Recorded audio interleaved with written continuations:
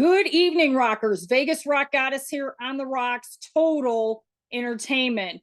Let's get Mr. Griffin Tucker in right.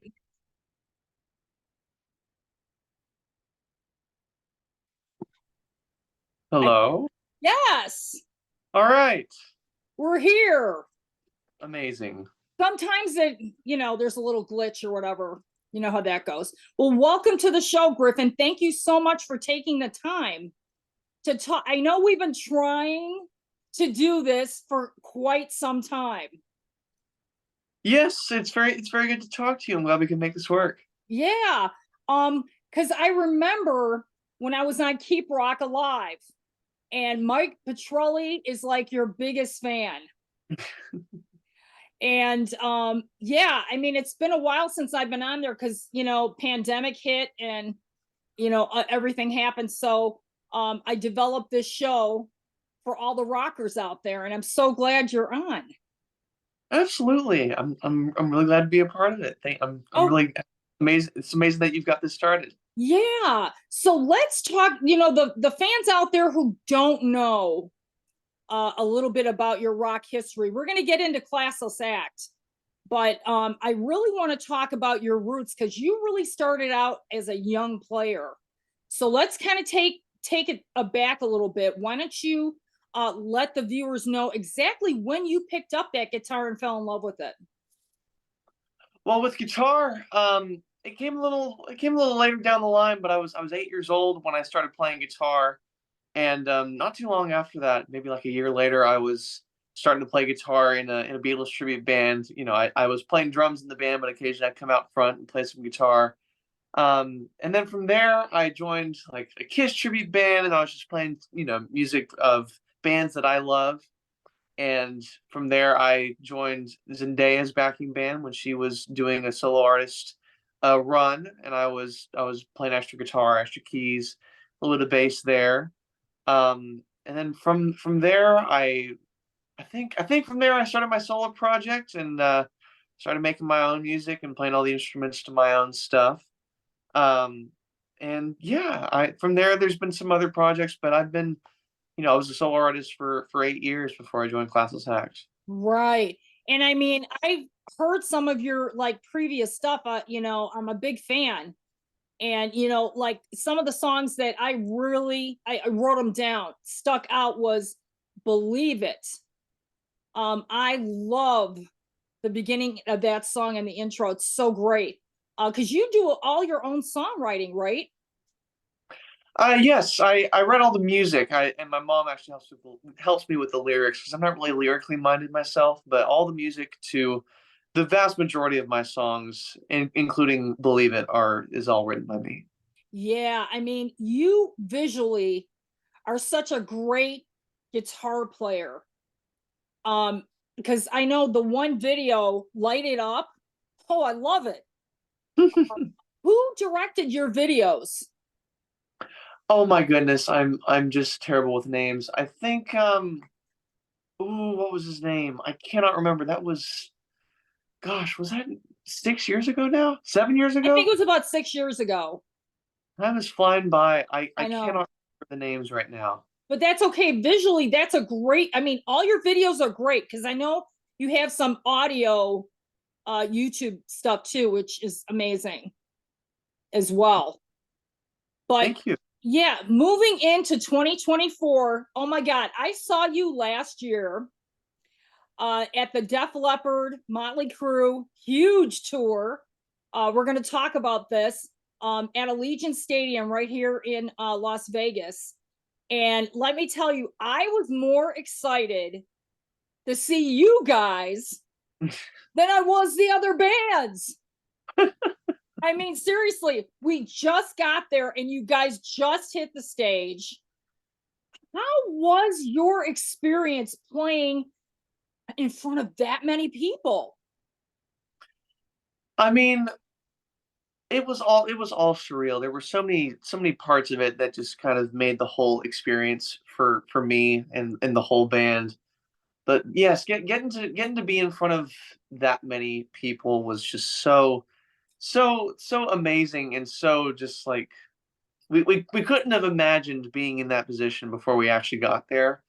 And of course the venues are just so magnificent in Right. their size, you know, and just realizing just how small, and of course getting to be on the other side of the conversation instead of being like out in the Right. stands, little tiny performers on the stage. We were the tiny performers, and they were just like little dots in the audience, you Oh, and know. believe me, I was up in the nosebleeds.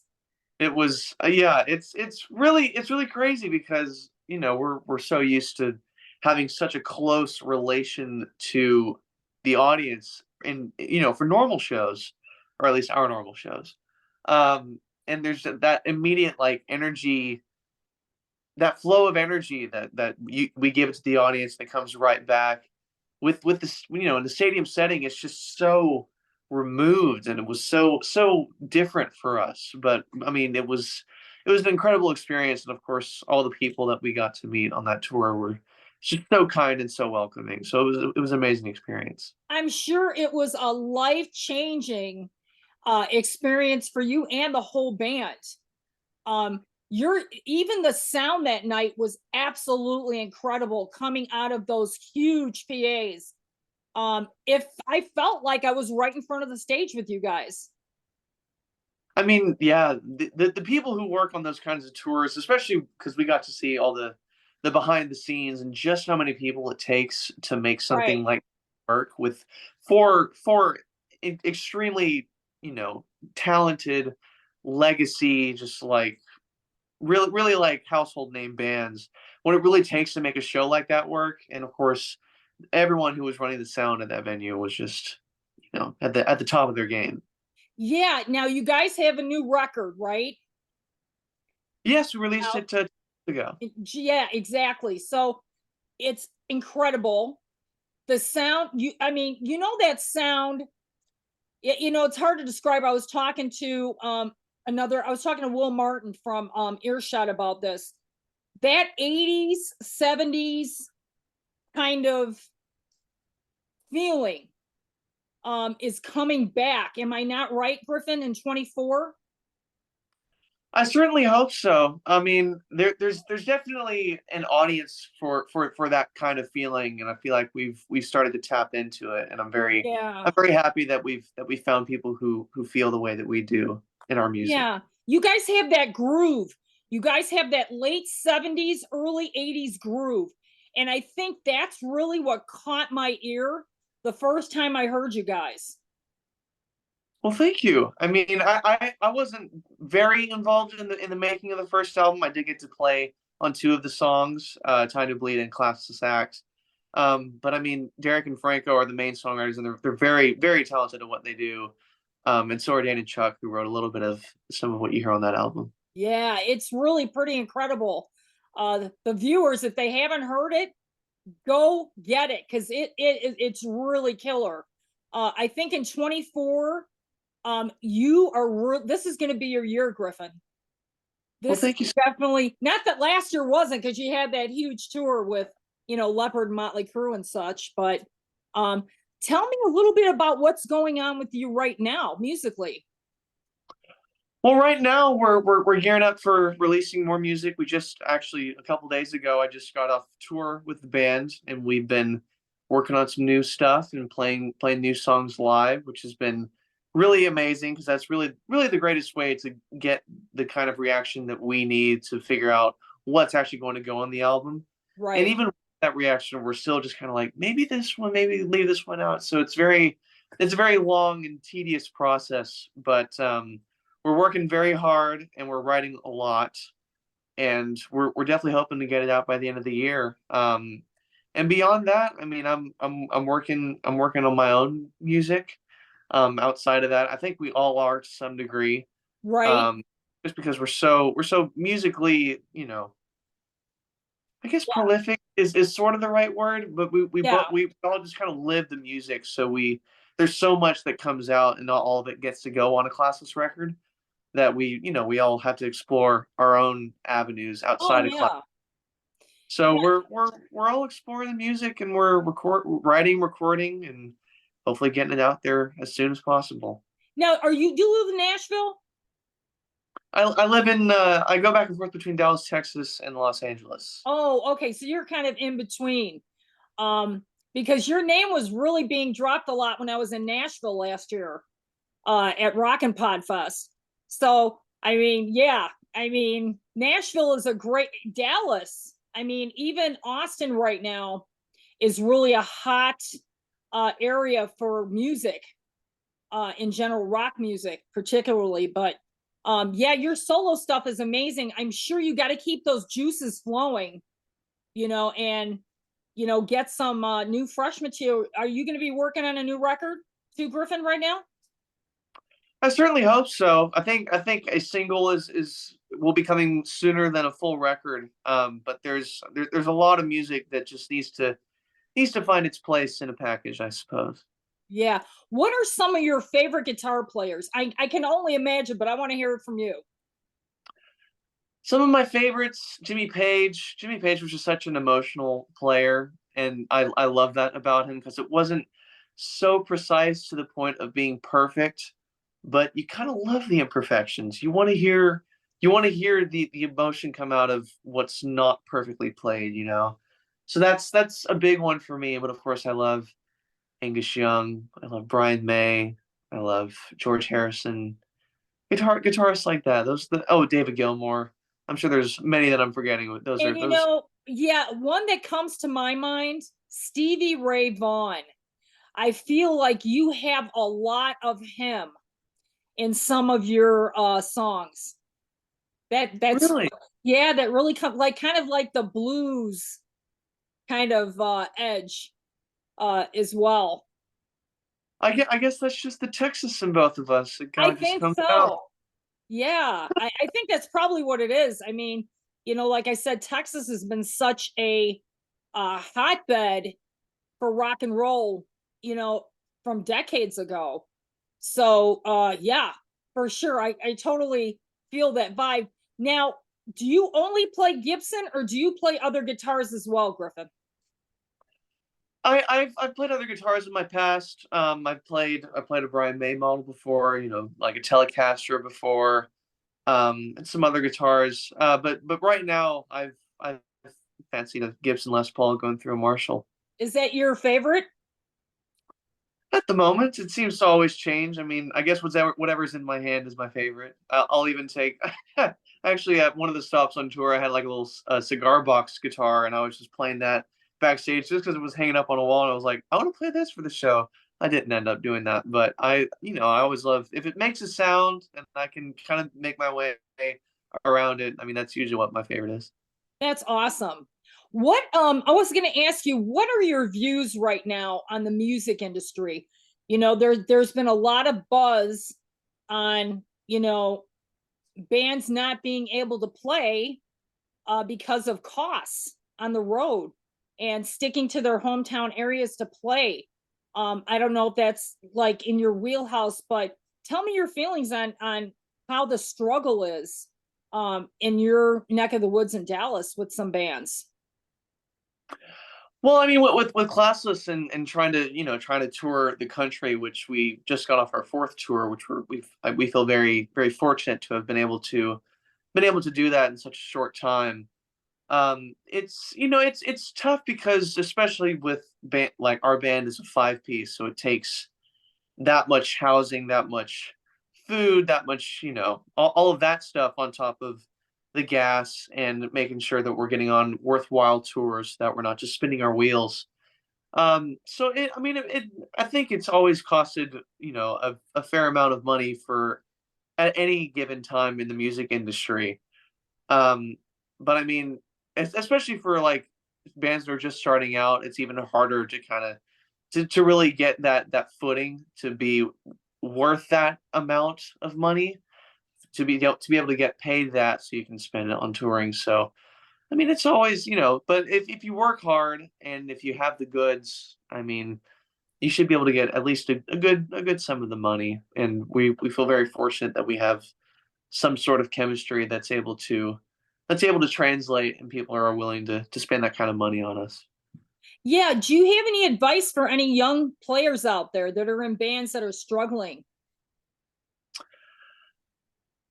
I guess some big ones are be authentic, be genuine, and be authentic, because in an industry where everybody is so accessible and everybody is trying to get to that same spot, to be a household name, all you have is yourself.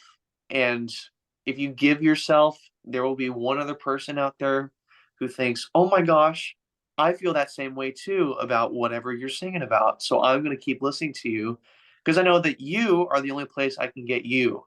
So that's a big one for me. But also is to just keep going. If you keep going, and you build up your repertoire, and you build up your skill set, and all of that, eventually something will come along, and you'll be ready for it. Because that's the biggest thing with this industry, is just being ready at the right time. Because it took me, gosh, I mean, I started playing in bands when I was 8 years old, and classless manager reached out to me when I was 19, if I'm not mistaken. Wow. So it took me 11 years to find somebody who was like, "Hey, come out to Los Angeles. I want you to be in this band." But it took all of that time to build up a following, to be able to post enough about me to let the world know, like, at least a good idea of who I present myself to be. And to build up my playing and learning different instruments, and making music, and putting myself out there. So it really takes that kind of time. And if you're willing to put it in, and if you're willing to just keep going until something comes along, then you're on the right track. Yeah, I think the whole thing in this business is persistence and dedication. And, that's the whole thing in timing. It is 100% of this business. I mean, you know, you got to be in the right place at the right time.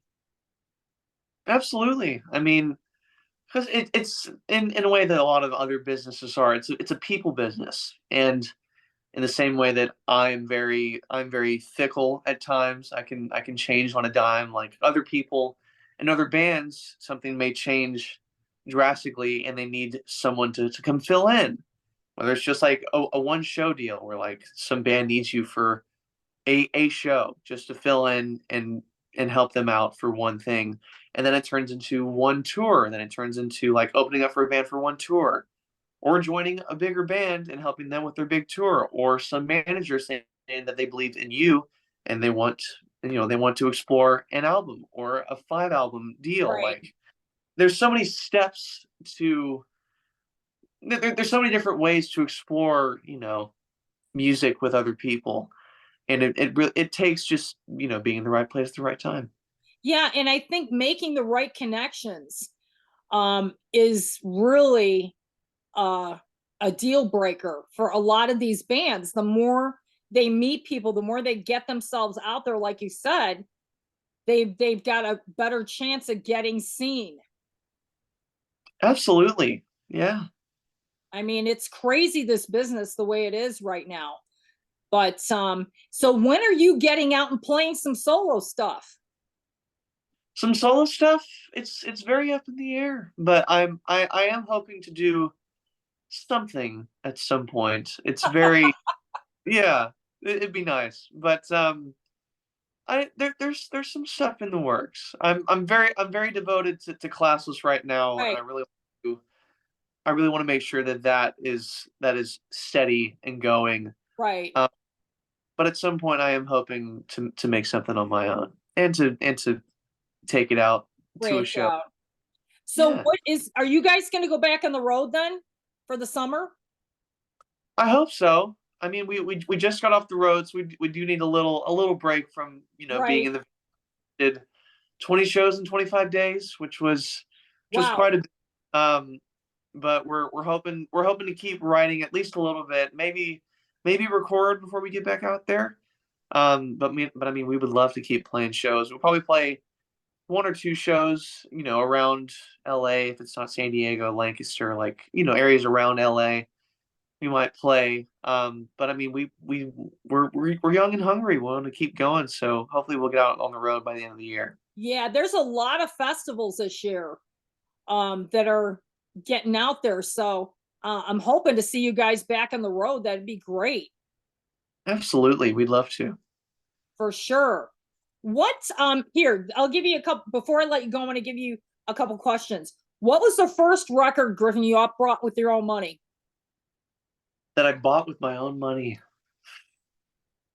Ooh, that's a tough question. Are we? I mean, I am a vinyl collector. Okay. Uh, so I don't know if it wasn't the first, but one that I really remember like buying with my own money and like I need this record. Um, I found a copy of Rubber Soul. It was from the UK, which is just like, when you get records from bands that are like from the same country as it was recorded in, it's just like a different thing. And got a mono copy, and it was I'm very much a nerd when it comes to like different masterings and the way that records are made.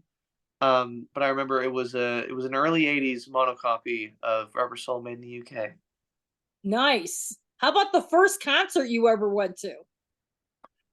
First, at least the first big concert I ever went to was Paul McCartney when it was still Cowboy Stadium in August of 2009, if I remember correctly. Oh wow. Yeah, Paul McCartney. I used to love Wings. I still love Wings. Wings Over America were a great record. Paul McCartney is I mean, you can't. That's awesome because I've never seen him live.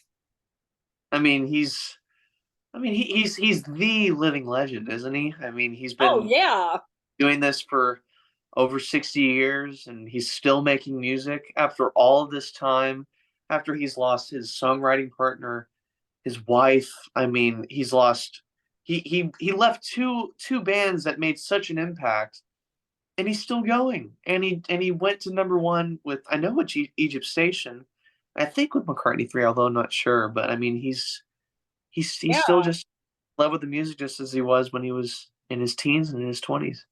yeah. I mean, it's amazing. Look at John Bon Jovi. That's a mere example. I mean, they're going on their 40th anniversary of Slippery When Wet. I can't even believe it. Um, Mm-hmm. he is an absolute amazing performer um, as well. I mean, crazy how this lifelong longevity with these. Look at the Rolling Stones. I mean, my God, Keith Richards is still with us. Yeah. It's amazing. Totally. The last cockroaches on Earth will be hanging with Keith Richards, and they'll Oh just be my like, "Yep." gosh, you are right about that. That's for sure. How many times did they say, "Oh, Keith Richards died today. He's still alive." Mm, So I mean, that's great. Bruce Springsteen was just here. He's getting back on the road. Great to see him back. Better than ever. yeah. I mean, yeah, I think in 24, music is really gonna be coming hard, and classless act's gonna be right there. I hope so. I mean, seeing the success that some independent artists have been getting recently is something that's really inspiring. And of course, we just got off the road with Adelita's Way, who is independent, and they have I've seen a them billion, many times. yeah, they have 1 billion streams on their songs on Spotify, which is just incredible. And of course, every show we went to, they're like almost all the audience was singing the words to every song, and that's just really inspiring in today's day and age that you can really reach an audience, as an independent. Yeah. I mean, and that's really what my platform is about, is really getting the independent artists and, the artists that, maybe people don't know about, and getting them out there. I mean, my whole thing, I know your whole thing is keeping rock alive. Absolutely. And, I just love being in the music business and seeing bands and artists like yourself. Yeah, we've got to keep this going.